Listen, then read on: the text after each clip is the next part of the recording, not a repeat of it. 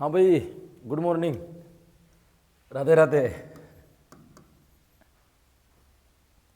दोस्तों शिक्षण विद्या पढ़ रहे थे अपन। एक बार नाम लिख दूँ ना, थोड़ा जोश आ जाएगा। शिक्षण विद्या पढ़ रहे थे अपन, और शिक्षण विद्या में अपन अलग अलग विधियों की चलती थी। कुछ शिक्षण विधियों के ऊपर अपन ने चर्चा की थी, जैसे प्रश्नोत्तर, पर्यटन है, आगमन निगमन विधि जैसे विषयों के ऊपर अपन ने पहले से चर्चा कर रखी। आज मैं आपके बीच में लेकर के आया हूँ ऐसी एक इंपॉर्टेंट विधि जो बहुत ही महत्वपूर्ण है, बहुत ही खास है दोस्तों। खास कैसे, देखिए आज जो मैं आपके बीच में विधि लेकर के आया हूँ उस विधि का नाम है दोस्तों खोज विधि, या उसी को कहते हैं भाई अन्वेषण विधि। खोज विधि कह दो, चाहे अन्वेषण विधि कह दो, चाहे इसको ह्यूरिस्टिक विधि कह दो, चाहे तीनों के तीनों नाम इसी विधि के हैं। खोज विधि कह दो, चाहे अन्वेषण विधि कह दो, चाहे ह्यूरिस्टिक विधि कह दो, तीनों के तीनों नाम इसी विधि के। दोस्तों बहुत ही महत्वपूर्ण, बहुत ही इंपॉर्टेंट, दोनों लेवल वालों के लिए बहुत खास विधि है दोस्तों। यहाँ से प्रश्न पुटअप भी होते हैं, बहुत अच्छी विधि है, बहुत डिटेल से अपन इसको पढ़ने वाले दोस्तों। सबसे पहले बात करते हैं इस खोज विधि के बारे में कि इस खोज विधि क्या, इस खोज विधि में, इस खोज विधि की यदि अपन बात करें दोस्तों, ये खोज विधि आई क्या, पहले इस खोज विधि को समझिए कि खोज विधि होती क्या है। देखिए इसमें क्या होता है कि अध्यापक जो है ना बालकों को प्रश्न पूछ पूछ करके उत्साहित करता है, प्रश्न पूछ पूछ करके उत्साहित करता है जानने के लिए।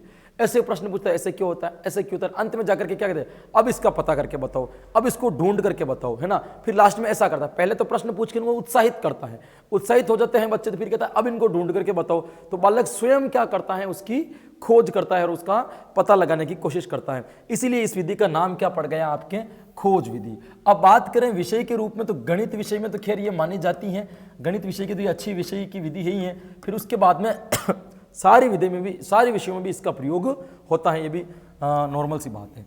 इस खोज विधि का जो विकास हुआ है ना दोस्तों, वह हुआ है आपके आगमन विधि से। भाई कौन सी विधि से विकास हुआ है, तो याद रखना भाई, खोज विधि का जो विकास हुआ है दोस्तों, खोज विधि का विकास हुआ है आपके आगमन विधि के द्वारा। खोज विधि का क्या हुआ है, विकास हुआ है। मतलब कह सकते हो कि आगमन विधि के आधार पर ही इस विधि का क्या किया गया दोस्तों, खोज की गई, इस विधि को बनाया गया दोस्तों। अब देखिए ये क्या हुआ, एक वैज्ञानिक था दोस्तों जिसका नाम था आर्किमिडीज। क्या वैज्ञानिक नाम था दोस्तों, आर्किमिडीज।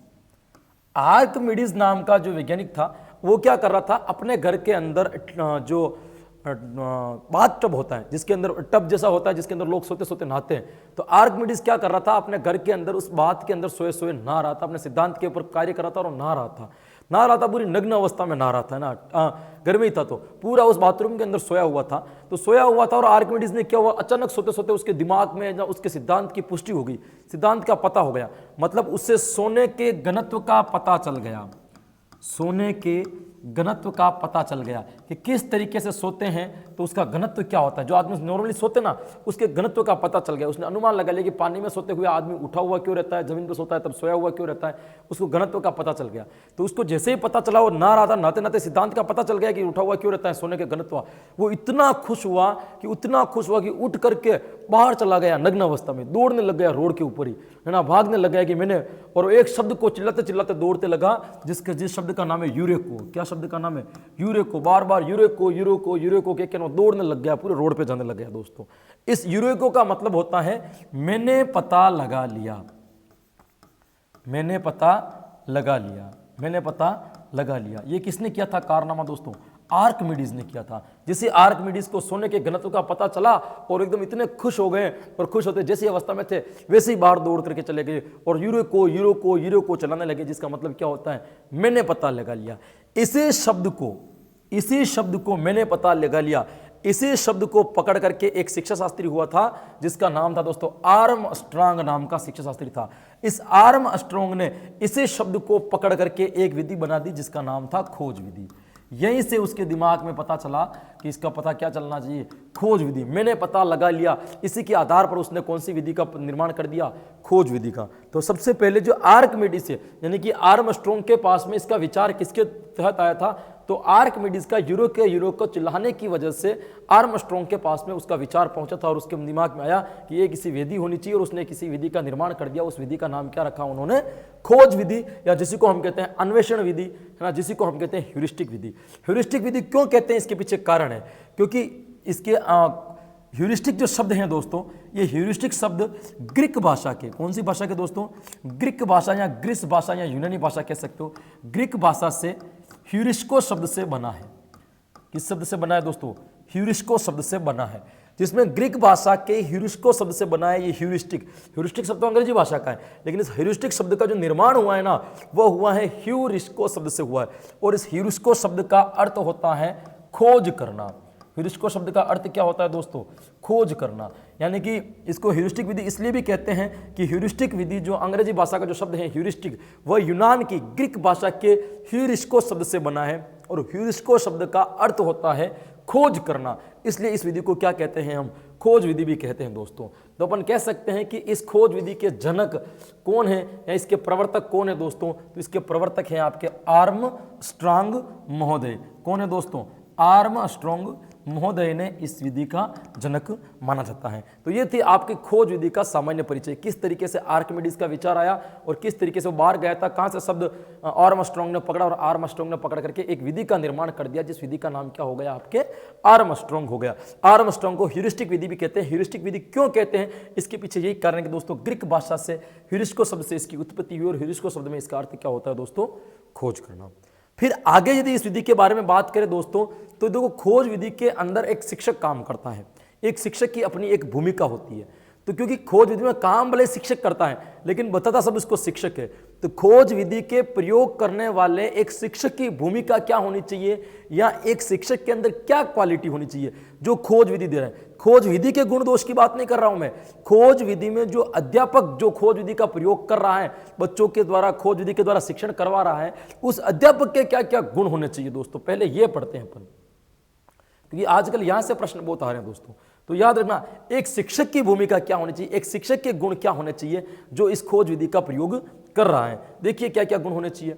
सबसे पहले यदि अपन की गुण की बात करें कि शिक्षण में क्या क्वालिटी होनी चाहिए, तो सबसे पहला गुण आता है दोस्तों विशेषज्ञ, या इसी को हम कहते देंगे विशेषज्ञता। क्या कह देंगे दोस्तों, विशेषज्ञता। विशेषज्ञ या विशेषज्ञता का मतलब क्या होता है, विशेषज्ञ या विशेषज्ञता का मतलब होता है दोस्तों कि इस गुण आज जो टीचर विषय पढ़ा रहा है, जो टॉपिक के ऊपर खोज विधि करने के लिए बालकों को कह रहा है, उस गुण में उसको विशेषज्ञता हासिल होनी चाहिए, वह एक्सपर्ट होना चाहिए, पूरा का पूरा ज्ञान उसके पास में होना चाहिए, वो कहलाएगा विशेषज्ञता। दूसरा मार्गदर्शक। एक अध्यापक जब खोज विधि का प्रयोग करता है तो एक मार्गदर्शक के रूप में रहता है। मार्गदर्शक के रूप में कैसे रहता है कि बालक स्वयं खोज करेगा, अध्यापक केवल और केवल एक मार्गदर्शन का काम करेगा उसका। तो एक टीचर के अंदर मार्गदर्शन की क्वालिटी होनी चाहिए, एक अच्छा मार्गदर्शक होना चाहिए कि किस तरफ रास्ते से अपने बच्चे को किस आइडिया से रास्ता मोड़ना है या किस रास्ते पे उसको चलाना है, ये पता भी एक अध्यापक को होना चाहिए। तो एक अच्छे मार्गदर्शक का गुण भी उसके अंदर होना चाहिए। फिर मनोवैज्ञानिक काम की मनोवैज्ञानिकता का गुण, मनोवैज्ञानिक विधि का जानकार होना चाहिए या मनोवैज्ञानिकता का उसके अंदर गुण होना चाहिए, क्योंकि खोज विधि पूरी की पूरी मनोविज्ञान पर आधारित है। यह एक प्रकार की वैज्ञानिक विधि है, सारा का सारा काम वैज्ञानिक तरीके से होता है। तो अध्यापक का जो मनोवैज्ञानिक का क्या जानकार होना चाहिए कि हर बच्चे की मानसिक स्थिति का उसके क्रियाकलाप से पता लगा सके कि ये बालक क्या सोच रहा है और क्या कर रहा है और क्या नहीं कर रहा है। तो एक टीचर में कौन सा गुण होना चाहिए, मनोवैज्ञानिकता का भी गुण होना चाहिए। फिर दोस्तों एक गुण आता है परामर्श देने की योग्यता होनी चाहिए, क्योंकि इसमें अध्यापक केवल मार्गदर्शन का काम करेगा, खोज केवल बालक करेगा।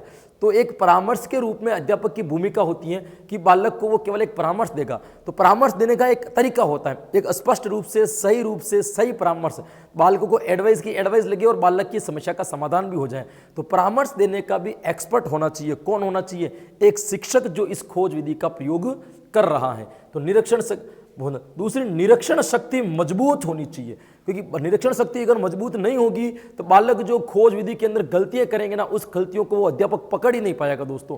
तो उन गलतियों को पकड़ने के लिए उसकी निरीक्षण शक्ति कैसी होनी चाहिए, मजबूत होनी चाहिए कि बच्चे कौन कौन से क्रियाकलाप कर रहे हैं उनको आराम से देखें, देखने के बाद निरीक्षण करने के बाद में यदि कोई गलती कर रहा है उसको पकड़ ले और हल्का फुल्का वहां पे क्या दे दे, परामर्श दे दे, ताकि बालक उस गलती को दोहराए नहीं या उस गलती को करे नहीं। तो परामर्श या निरीक्षण शक्ति भी एक अध्यापक की क्या होनी चाहिए, मजबूत होनी चाहिए।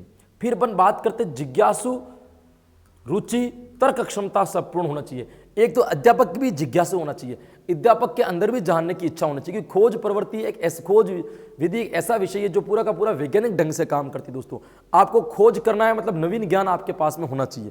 नवीन ज्ञान तब आएगा जब आपके अंदर जिज्ञासु प्रवृत्ति होगी, जानने की इच्छा होगी, तब नवीन ज्ञान आपके पास में आएगा। तो जिज्ञासु होना चाहिए, प्लस टीचर का इंटरेस्ट होना चाहिए। खोज विधि निष्क्रिय विधि नहीं है, इसको इंटरेस्ट के द्वारा पढ़ाया जाता है। तो अध्यापक की भी इसमें रुचि होनी चाहिए। अध्यापक की अगर रुचि नहीं होगी तो बालकों में रुचि कैसे पैदा करेगा। फिर तर्क करने की क्षमता होनी चाहिए टीचर के अंदर, ये ऐसा हो रहा है तो क्यों हो रहा है, क्यों नहीं हो रहा है। तर्क के द्वारा बच्चों को समझाने की क्षमता होनी चाहिए। बच्चे पूछेंगे आपसे कि ये क्यों नहीं हो रहा है, तो तर्क के द्वारा आपको सिद्धांत बताना है, तर्क के द्वारा आपको नियम बताना है। दोस्तों यदि आपके अंदर तर्क क्षमता का विकास नहीं है तो आप खोज विधि का प्रयोग आसानी से नहीं कर सकते हो। एक तो ये बात। दूसरा, अध्यापक क्या होना चाहिए, सक्रिय होना चाहिए। अध्यापक निष्क्रिय नहीं, क्योंकि खोज विधि बिल्कुल अलर्ट विधि है, वो इतना सक्रिय रह करके इस विधि को पूरा करना पड़ता है। यदि अध्यापक इसमें निष्क्रिय रहेगा तो बालक की सक्रियता कैसे बढ़ेगी। तो अध्यापक को भी इसमें सक्रिय होना चाहिए। फिर एक इंपॉर्टेंट गुण है भाई, अध्यापक को क्या होना चाहिए, धैर्यवान होना चाहिए। धैर्यवान कैसे होना चाहिए कि अध्यापक के अंदर धैर्यवान होने का मतलब है अध्यापक को क्या होना चाहिए, हाँ, शांत स्वभाव का। ऐसा नहीं है कि एक बच्चे ने एक बार खोज की, सही नहीं किया तो उसको डांटने लग जाए या हार जाए, नहीं, धैर्य होना चाहिए कि मैं इस मंजिल तक पहुंचूंगा। वैज्ञानिक 15-15, 20-20 साल तक खोज करते हैं, उनकी उम्र निकल जाती है खोज करने, लेकिन अपना धैर्य नहीं खोते दोस्तों, है ना। धैर्य होना बहुत जरूरी है। तो एक वैज्ञानिक खोज विधि का जो प्रयोग करवा रहा है उस अध्यापक के अंदर कौन सा गुण होना चाहिए, धैर्यवान, धैर्य का गुण। सामाजिकता का और व्यवहारिक गुण भी होना चाहिए, है ना। ऐसा नहीं है कि छोटी छोटी बात पे आक्रोशित हो जाए, गुस्सा हो जाए, नहीं, व्यवहारिक गुण भी होना चाहिए और सामाजिक गुण भी होना चाहिए। क्योंकि जब खोज विधि के ऊपर बच्चे काम कर रहे होंगे तो व्यक्तिगत भी होंगी और सामूहिक भी होंगी, तो वहां पे बच्चों के साथ में उसको मित्रवत रहना पड़ेगा। तो सामाजिक गुण भी होना चाहिए और व्यवहारिकता भी होना चाहिए, बच्चों के साथ में व्यवहारिक गुण भी इसका होना चाहिए। इतना मतलब कठोर नियंत्रण भी नहीं होना चाहिए और इतना मृदु नियंत्रण भी नहीं होना चाहिए, जो एकदम नियमानुसार उसका क्या होना चाहिए, नियंत्रण होना चाहिए। तो मोटे मोटे तौर पर देखें कि एक शिक्षक के अंदर दोस्तों क्या क्वालिटी होनी चाहिए, कौन से शिक्षक के अंदर, जो शिक्षक इस विधि का प्रयोग कर रहा है, उस विधि के जो इस विधि का प्रयोग करवा रहा है उसके अंदर एक विशेषज्ञता की क्वालिटी होनी चाहिए। दूसरा, अच्छा मार्गदर्शक होना चाहिए, मनोवैज्ञानिक का जानकार होना चाहिए, परामर्श देने में एक्सपर्ट होना चाहिए, निरीक्षण शक्ति उसकी मजबूत होनी चाहिए, जिज्ञासु, रुचि और तर्क क्षमता में पूर्ण होना चाहिए आदमी, सक्रिय होना चाहिए, उसके अंदर धैर्य की क्षमता होनी चाहिए ना, शांत स्वभाव का होना चाहिए। दूसरा, सामाजिकता और व्यवहारिक गुणों का भी उसमें क्या होना चाहिए दोस्तों, विकास होना चाहिए। ये इस खोज विधि के गुण नहीं है, खोज विधि का जो अध्यापक प्रयोग कर रहा है ना, उस अध्यापक के अंदर क्या गुण होने चाहिए या एक शिक्षक की क्या भूमिका होती है। शिक्षक इसमें एक विशेषज्ञ के रूप में होता है, मार्गदर्शक के रूप में होता है, मनोवैज्ञानिक होता है, परामर्श होता है। ये सारी इसकी शिक्षक की भूमिका समझो या एक शिक्षक के गुण समझो, ये सारे एक ही होंगे दोस्तों।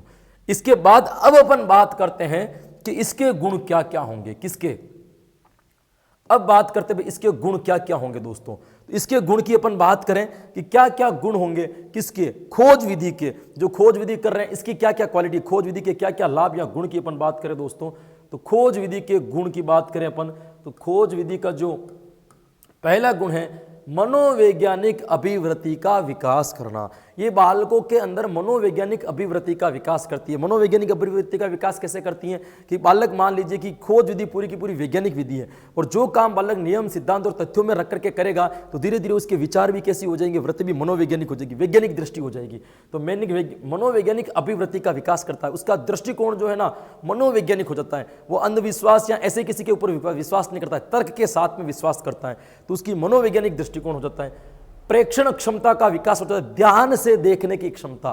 प्रेक्षण क्षमता का क्या हो जाता है, उसके अंदर हर एक चीज को वो ध्यान से देखने लगता है, हर एक चीज की बारीकी समझने लगता है। यदि खोज विधि के अंदर प्रयोग करवा रहे हो तो बच्चे के अंदर ये विकास भी हो जाता है, प्रेक्षण क्षमता का विकास, बारीक से बारीक चीज को वो ध्यान से समझने लगता है। मानसिकता का विकास तो 100% होगा, क्योंकि सबसे ज्यादा खोज विधि में सबसे ज्यादा क्या लगाना पड़ रहा है आपको, दिमाग लगाना पड़ रहा है। दिमाग सर्वाधिक सक्रिय रहता है इस खोज विधि के अंतर्गत, सारा खेल इस दिमाग का ही है दोस्तों। तो ध्यान रखना, दिमाग की सक्रियता सबसे अधिक रहती है, तो मतलब मानसिक विकास भी क्या होगा बालक का इसमें अधिक होगा, बिल्कुल सही है। विचार, तर्क, चिंतन, मनन शक्तियों का विकास, विचार, तर्क, चिंतन, मनन शक्तियों का विकास। बालक इसके अंदर सर्वाधिक विचार करता है, खोज कर रहा है तो विचार तो आएंगे साइड में। रातों को नींद नहीं आती है जब आप किसी चीज की खोज में लगे हुए रहते हो, जब आपका वैज्ञानिकों को सोने के रान नहीं पड़ते, उनको बस दिमाग वही चलता है कब मैं इस चीज का पता लगाऊं। तर्क तो 100% करेगा, चिंतन भी बढ़ेगी, तर्क शक्ति, तर्क पर ही आधारित है खोज दोस्तों। इसमें अध्यापक भी तर्क करता है और बालक भी तर्क करता है, तर्क तो महत्वपूर्ण भाग है इस खोज विधि का। चिंतन, मनन शक्तियों का विकास होता है, क्योंकि खोज विधि कर रहे हो ना, बार बार आपको सोचना पड़ेगा, ये करूं, ये करूं, ये करूं, इस टॉपिक को कैसे सॉल्यूशन करूं। तो चिंतन और मनन आपके दिमाग में चलता रहेगा दोस्तों। तो एक फायदा यही है कि तर्क चिंतन मनन शक्तियों का विकास होता है।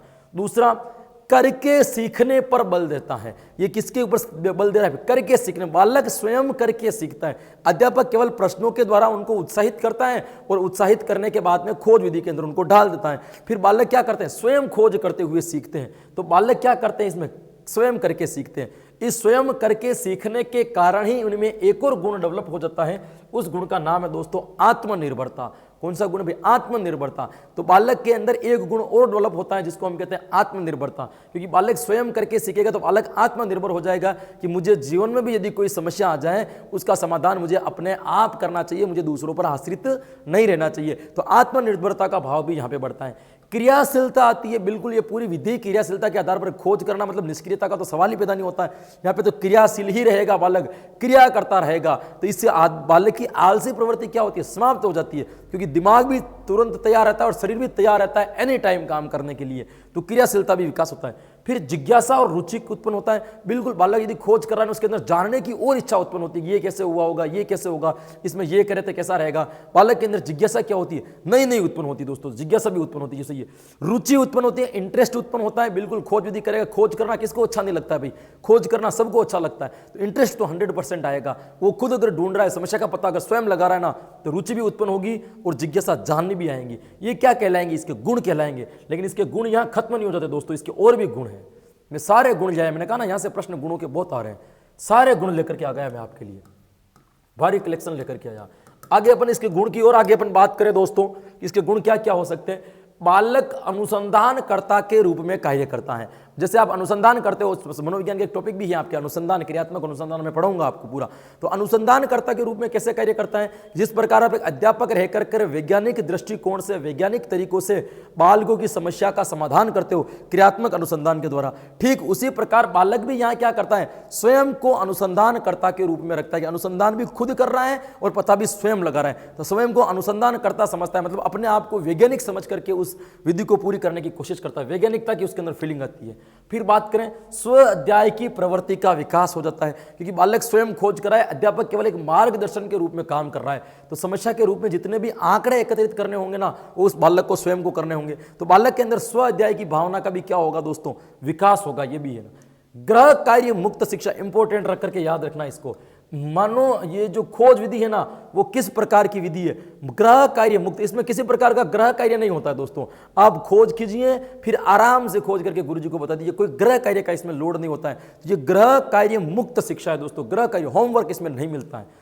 बालक स्वगति से सीखता है। जिसकी बालक की जितनी स्पीड होगी उतनी स्पीड से क्या करेगा? वो उस गति के द्वारा सीख लेगा। अपने आप खोज करते हुए वो सीख लेगा। बालक इसमें किससे सीखता है? अपनी गति से सीखता है, स्वगति से सीखता है। ये भी इसका क्या होगा? गुण होगा। सीखा गया ज्ञान अस्थायी होता है, स्पष्ट होता है और प्रामाणिक होता है दोस्तों। अस्थायी तो होगा क्योंकि बालक स्वयं करके सीख रहे हैं, तो प्रत्यक्ष अनुभव हो रहे हैं। बालक को प्रत्यक्ष अनुभव हो रहे हैं, मतलब ज्ञान कैसा हो जाएगा? उसका अस्थायी हो जाएगा। ये तो सही है। ज्ञान कैसा होता है? स्पष्ट ज्ञान होता है, क्योंकि वैज्ञानिक नियम चल रहे हैं, सिद्धांत चल रहे हैं, तथ्य चल रहे हैं, पॉलिश किया हुआ बिल्कुल स्पष्ट ज्ञान की प्राप्ति होगी। और साथ में ज्ञान कैसा प्राप्त होगा? उसको प्रमाणित ज्ञान प्राप्त होगा, क्योंकि खोज के द्वारा, किसके द्वारा खोज की गई है, खोज का पूरा प्रमाण आपको प्रस्तुत करना पड़ता है कि क्या क्या रहा है और क्या क्या नहीं रहा है। पूरा का पूरा डिटेल देनी पड़ती है। तो जो ज्ञान उसको प्राप्त होता है ना, वो ज्ञान भी कैसा होता है? बिल्कुल प्रमाणित ज्ञान होता है। ऐसा हवाई ज्ञान होता है। मनोवैज्ञानिक विधि है, बिल्कुल सही है, क्योंकि ये पूरी वैज्ञानिक के ऊपर डिपेंड है। तो नॉर्मल सी बात है, ये विधि जो होगी वो कौन सी होगी दोस्तों? वैज्ञानिक विधि होगी। व्यक्तिगत शिक्षण होता है। इसमें यह भी फायदा है, क्योंकि जिसकी खोज करने के लिए कहा जाएगा उसका अपना अलग से शिक्षण होगा। इसमें जो शिक्षण होता है वो भी कैसा होता है दोस्तों? व्यक्तिगत होता है। तो बालक का विकास भी अच्छा होता है। तो ये मोटे मोटे तौर पर दोस्तों क्या कहलाते हैं? इसके गुण कहलाते हैं। किसके गुण कहलाते हैं दोस्तों? तो आपके इस अन्वेषण विधि के क्या कहलाएंगे दोस्तों? गुण कहलाएंगे। अब जिस विधि के गुण होते हैं उस विधि के क्या होते हैं भाई? दोष भी होते हैं। ये बात मैंने आपको पहले बता रखी है कि जिसके गुण होंगे उस विधि के क्या होंगे भाई? दोष भी होंगे। इस विधि के क्या क्या दोष है दोस्तों? दोष की अपन बात करें तो सबसे पहला और सबसे इंपॉर्टेंट दोष यह है कि प्राथमिक और माध्यमिक स्तर के लिए यह अनुपयोगी है। छोटी कक्षाओं के लिए और माध्यमिक स्तर तक खोज विधि का कोई काम नहीं। खोज करने की मानसिक शक्ति का विकास होता है। 11वीं या 12वीं में जाने के बाद में बालक स्वयं खोज करने लगता है। प्रायोगिक काम वहां से शुरू होते हैं। 10वीं से पहले किसी प्रकार का कोई प्रयोग नहीं होता है दोस्तों। प्रायोगिक जितना भी होता है ना 10वीं के बाद होते हैं। तो माध्यमिक स्तर पर ये विधि तक ये थोड़ी कम उपयोगी है, यहाँ अपन कह सकते हैं कि बिल्कुल नहीं के बराबर उपयोगी, इसलिए इसका शब्द अनुपयोगी ज़्यादा बेहतर रहेगा, कोई काम की नहीं है। समय भी इसमें अधिक लगता है और एक प्रकार की खर्चीली विधि, उसमें पैसे भी लगते हैं। खोज करने के लिए कई उपकरणों को आपको खरीदना पड़ता है, कई पुस्तकों का आपको संकलन करना पड़ता है, तो कई प्रकार का है ना आपका खर्च भी लगता है और समय तो इसमें अधिक लगता ही है, क्योंकि जो टॉपिक कक्षा में क्लियर हो सकता था खोज विधि के द्वारा उनको सिखा रहे हो, तो बालक जब तक खोज करेगा, जब तक सीखेगा, क्योंकि स्वगति से सीख रहा है तो अपनी गति से सीखेगा, अपनी गति से सीखेगा तो समय भी क्या लगेगा भाई, अधिक लगेगा। फिर आता है उपकरणों, प्रयोगशाला, पुस्तकालय का अभाव। सबसे बड़ी दिक्कत यही है कि उपकरण नहीं मिलते हैं। खोज विधि के अगर बालक, अध्यापक चाहता है कि मैं खोज विधि से बालक को पढ़ाऊं, तो खोज करने के लिए कुछ तो संसाधन या उपकरणों की आवश्यकता होती है, तो उपकरण विद्यालय में प्राप्त भी नहीं होते हैं। दूसरी, प्रयोगशालाएं भी विद्यालयों के अंतर्गत अभी तक नहीं है दोस्तों, और पुस्तकालय का लाइब्रेरी तक विद्यालयों के अंदर नहीं मिलती। तो एक अध्यापक यदि चाहे कि मैं खोज विधि से पढ़ाऊं तो कैसे पढ़ाएगा, इम्पॉसिबल है दोस्तों। ये भी एक प्रकार का इसका दोष है। एक दोस्तों भी प्रशिक्षित अध्यापकों का अभाव, इतने अच्छे ट्रेनर टीचर नहीं मिलते हैं कि जो आपको इस खोज विधि के द्वारा शिक्षण कराया जा सके। इतने, क्योंकि खोज विधि की जानकारी नहीं होती कि इस विधि का प्रयोग किया कैसे जाता है, ट्रेनर टीचर नहीं होते, एक्सपर्ट टीचर नहीं होते, इसलिए बालकों को विधिवत रूप से इस विधि के द्वारा शिक्षा दे भी नहीं सकते। खोज विधि के द्वारा शिक्षण कराने वाला शिक्षक नहीं के बराबर है दोस्तों भी मार्केट में। खोज विधि के द्वारा शिक्षण कराना इतना आसान नहीं होता, बहुत ही मुश्किल काम है। तो इसके क्या होता है, प्रशिक्षित अध्यापकों का भी अभाव रहता है।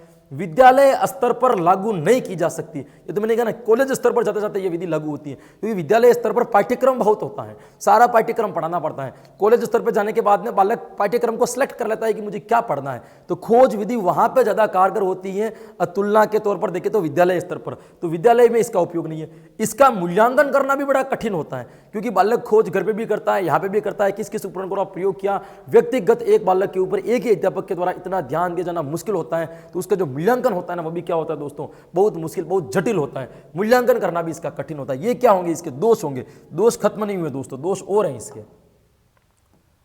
अरे यहां से गुण दोष के यार बहुत बार प्रश्न पूछ लिया ना अलग अलग टेट में, तो मैंने सोचा कि सारा लेकर के आ जाऊं आपके लिए। ये देखिए दोष क्या क्या होंगे। दोष की यदि अपन बात करें तो सबसे पहला दोष ये होगा, जो पढ़ लिए उसके बाद में, जो हतोत्साहित के कारण त्रुटि। बालक क्या होते हैं, खोज करते हैं और खोज में यदि हल्की सी उनको सफलता मिल जाती ना, तो बालक क्या हो जाते हैं, हतो उत्साहित हो जाते हैं, ज्यादा उत्साहित हो जाते हैं। और जैसे हतो उत्साहित हो जाते हैं ना, उनसे क्या हो जाती है, त्रुटि, वो गलती कर बैठते हैं। और जैसे गलती कर बैठते हैं उनके अंदर क्या आ जाती है भाई, असफलता। त्रुटि कर दी, असफलता आ जाती है। असफलता की वजह से बालक में निराशा उत्पन्न हो जाती है, और निराशा उत्पन्न होती है बालक धीरे धीरे अपने आप का आत्मविश्वास खो देता है, और उस खोज से क्या होता है, विमुख हो जाता है, खोज को छोड़ देता है। तो हतो उत्साहित के कारण बालक त्रुटि करता है, और त्रुटि से असफलता की प्राप्ति होती है, और असफलता से बालक के अंदर निराशा जाती है, इसलिए वो बीच में कभी कभी खोज विधि को छोड़ करके निकल लेता है दोस्तों। ये भी इसका बड़ा दोस्त है। बालक परिपक्व नहीं होते हैं, बालक इतने परिपक्व नहीं होते हैं कि खोज विधि कर सकें विद्यालय की, क्योंकि खोज विधि के लिए मानसिक स्तर बहुत ऊंचा चाहिए दोस्तों, बहुत सोचना पड़ता है, तर्क चिंतन बहुत करना पड़ता है, उसके लिए बहुत मेहनत करनी पड़ती है। तो बालक इतने परिपक्व नहीं होते हैं। दूसरा, संपूर्ण पाठ्यक्रम भी इससे संभव नहीं है। अगर हर पाठ्यक्रम को आप, हर पाठ को अगर आप खोज विधि के द्वारा पढ़ाओगे ना, असंभव। 1 साल के सिलेबस को पूरा करने में आपको 10 साल लग जाएंगे दोस्तों, तो पूरा पाठ्यक्रम भी संभव नहीं है। दूसरा, प्रतिभाशाली बालकों के लिए थोड़ा ज्यादा उपयोगी है, क्योंकि इंटेलिजेंट जो बालक होंगे वो क्या करेंगे, किसी भी टॉपिक की खोज जो आपने करने के लिए बालकों को दी होगी ना, उसकी खोज वो बहुत जल्दी कर देंगे। जो सामान्य स्तर के या मंदबुद्धि के बालक होंगे वो धीरे धीरे करेंगे। इसलिए प्रतिभाशाली क्या करते हैं, नियमों का निर्धारण बहुत जल्दी कर देते हैं। तो प्रतिभाशाली बालकों के लिए क्या होगी दोस्तों, ये आपकी विधि उपयोगी रहेगी। ये थी दोस्तों आपकी एक छोटी सी खोज या अन्वेषण विधि, जिसमें कुछ नहीं है दोस्तों, ये होती हैं विधियां। हम शिक्षण विधियां लेकर के आप यूं ही घबरा रहे हो, कुछ नहीं है शिक्षण विधियों के अंतर्गत। कितनी सिंपल सी विधि है, बस इसको प्रैक्टिकली याद कर लो। खोज विधि को समझ लो कि खोज विधि क्या है, 2 गुण और दोस्त अपने आप याद हो जाएंगे दोस्तों। वापिस देख लो, आपको स्क्रीनशॉट भी ले लूं और हल्का सा मैं आपको रिवीजन भी करवा देता हूं, जैसा कि मैं हर क्लास में करवाता हूं। ये थी आपकी खोज विधि, अन्वेषण विधि या ह्यूरिस्टिक विधि दोस्तों, है ना। इसके बाद अपन ने, मैंने ये बात की थी, हल्का सा पता रखना है आपको, खोज विधि जो है ना आगमन विधि का विकसित रूप है। आगमन विधि को आधार मान करके इस खोज विधि का क्या किया गया है दोस्तों, निर्माण किया गया है। आर्किमिडीज जब सब सोए हुए थे, नहाते हुए, उनको सोने के घनत्व का पता चला तो बाहर दौड़ करके चले गए। यूरोको कहते हैं। तब इनको पता चला कि यूरोको का मतलब होता है मैंने पता लगा लिया। यहीं से शब्द पकड़ करके आर्मस्ट्रॉन्ग ने इस विधि की खोज विधि का निर्माण किया, या ह्यूरिस्टिक विधि का निर्माण किया दोस्तों। ह्यूरिस्टिक शब्द जो है ना, ग्रीक भाषा के ह्यूरिस्को शब्द से लिया गया है, जहां पे ह्यूरिस्को शब्द का अर्थ होता है खोज करना। इसके बाद हमने एक शिक्षक की क्या क्या भूमिका होती है इसका भी स्क्रीनशॉट ले लेना, या एक शिक्षक के क्या क्या गुण होने चाहिए, विशेषज्ञ, मार्गदर्शक, मनोवैज्ञानिक, परामर्श, निरीक्षण शक्ति का मजबूत, जिज्ञासु, रुचि, तर्क क्षमता में पूर्ण, सक्रिय, धैर्यवान और सामाजिक तथा व्यवहारिक गुणों वाला होना चाहिए। फिर इसके गुण की बात करें तो मनोवैज्ञानिक अभिवृत्ति का विकास, प्रेक्षण क्षमता का विकास, मानसिक क्षमता का विकास होता है, बालकों में तर्क, चिंतन, मनन शक्तियों का विकास होता है, बालक करके सीखने पर बल देती है विधि, जिससे बालक आत्मनिर्भर और क्रियाशील बनता है, जिज्ञासा और रुचि भी बालक के अंदर क्या होती है दोस्तों, उत्पन्न होती है। इसके बाद में ये भी इसके गुण है, बालक अनुसंधानकर्ता के रूप में कार्य करता है, अपने आप को एक साइंटिस्ट समझता है, स्वाध्याय की प्रवृत्ति बालकों में विकसित हो जाती है। ये मात्र विधि जो ग्रह कार्य मुक्त है दोस्तों, स्वगति से बालक सीखता है, इसमें सीखा गया जो ज्ञान होता है ना वो बालक के लिए अस्थायी होता है, स्पष्ट होता है और प्रमाणिक होता है दोस्तों। यह एक प्रकार की मनोवैज्ञानिक विधि भी है और इसके द्वारा व्यक्तिगत शिक्षण भी कराया जाता है। फिर इसके दोष की बात करें, प्राथमिक और माध्यमिक स्तर पर यह बिल्कुल कम उपयोगी या नहीं के बराबर उपयोगी है। इसमें समय भी अधिक लगता है और एक प्रकार की खर्चीली विधि भी है। उपकरणों का और प्रयोगशाला का, पुस्तकालय का भी इसके द्वारा अभाव रहता है, ट्रेनर, टीचर नहीं मिल पाते, विद्यालय स्तर पर लागू करना कठिन और मूल्यांकन भी इसका थोड़ा कठिन होता है दोस्तों। हतोत्साहित के कारण त्रुटि में असफलता और निराशा आ जाती है दोस्तों। बालक जो ज़्यादा खुश होगा, ज़्यादा खुशी के चक्कर में वो क्या करेगा, गलती कर बैठेगा और गलती से उसको असफलता की प्राप्ति होगी, उसको निराशा की प्राप्ति हो जाएगी, जिससे बालक क्या करेगा, धीरे धीरे उस विधि से विमुख हो जाएगा। बालक इतने परिपक्व नहीं होते हैं, संपूर्ण पाठ्यक्रम इसके द्वारा पूर्ण नहीं किया जा सकता। और एक होता है प्रतिभाशाली बालकों के लिए भी ये क्या है, कम उपयोगी, अधिक उपयोगी हैं, दूसरे बालकों के लिए कम उपयोगी होगी दोस्तों। ये थी आपकी खोज विधि, इसके बाहर खोज विधि का कुछ भी नहीं है दोस्तों, इतना लंबा आपको घबराने की जरूरत नहीं है। मैंने कहा ना एक एक विधि करवा दूंगा मैं आपको डिटेल से, घबराओ मत, वीडियो के चक्कर में कहीं आप मार्क नहीं खाओगे। एक एक विधि को मैं प्रमाणिकता के साथ में एकदम शुद्ध करवा दूंगा, वही 20-25 मिनट के गैप में, 20-25 मिनट में विधि हो जाती है, ज़्यादा लंबी चलती नहीं है दोस्तों। तो देख लिया आपने, बहुत अच्छी ये खोज विधि थी। अगली बार मिलेंगे फिर एक किसी नई विधि के साथ में, तब तक आप अपने आप को सुरक्षित रखिए। कोरोना महामारी जो है ना वापस बढ़ती जा रही है, मास्क लगा करके रखें, सोशल डिस्टेंस बना करके रखें और अपने तैयारी की रफ्तार को और दोगुनी करें। मिलते हैं अगली बार ऐसी नई विधि के साथ में, तब तक के लिए भाई राधे राधे।